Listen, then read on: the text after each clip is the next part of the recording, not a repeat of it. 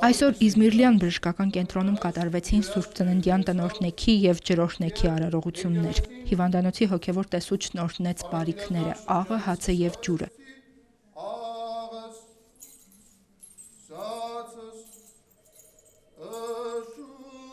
Տեր Թադեոսն օրհնեց բժշկական կենտրոնի սրահները, սենյակներն ու աշխատասենյակները, բժիշկներին, հիվանդներին և նրանց հարազատներին։ Տնօրինյաց կարգ ենք կատարում, որպեսզի Աստված գա, մանկացյալ Աստված գա եւ բնակվի մեր Իզմիրլյան բժշկական կենտրոնի պատերից ներս, մեր բժիշկների սրտերից ներս եւ օրհնի իրենց խաղաղություն պարգևի, իրենց իմաստություն պարգևի, որպեսզի իրենց մասնագիտական գիտելիքները կատարյալ կերպով մատուցեն եւ կատարյալ կերպով օգտակար եւ աջակից լինեն մեր բոլոր հիվանդներին։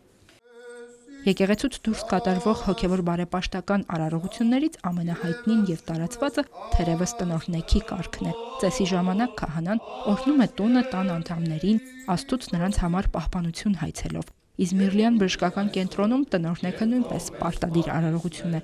Մենք բժիշկներ ենք, աշխատում ենք ոչ թե նորմատիվային ժամով, այլ ըստ անհրաժեշտության, եւ կան բժիշկներ, որ կյանքի մեծ մասն անցկացնում են հիվանդանոցում, իրենց երկրորդ տանը, բացատրում է Իզմիրլյանի գլխավոր տնօրենը։ Մենք ընդունում ենք ներքուստ հոգեպես, որ սա մեր տունն է, եւ տնօրհնեքի արարողությունը կատարում ենք նաեւ Իզմիրլյան բժշկական կենտրոնում մեր երկրորդ տանը։ Ես խիստ կարևորում եմ այդ արարողությունը, որովհետև դա նոր ոգի է ներշնչում բժիշկների մեջ։ Նա հոգեպես եւ բարոյապես ավելի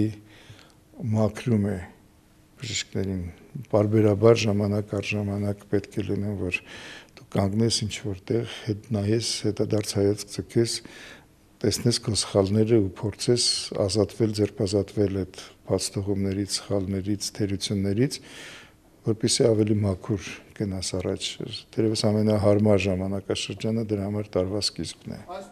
Շատ հիվանդներ այս օրերին առողջական պատճառներով հնարավորություն չեն ունեցել եկեղեցի այցելել եւ մասնակցել ջրօրհնյաց ծեսին։ Այդ պատճառով Իզմիրլյան բժշկական կենտրոնի հոգևոր տեսուչը կատարեց նաեւ ջրօրհնեքի կարգ հիվանդանոցի վերակենդանացման բաժանմունքում։ Արարողություններից հետո օրհնված հացը, աղը եւ ջուրը բաժանվեցին հիվանդանոցի անձնակազմին եւ հիվանդներին։ Հերմինե Հակոբյան, Գևորգ Ավագյան, Եկեղեցական կյանք։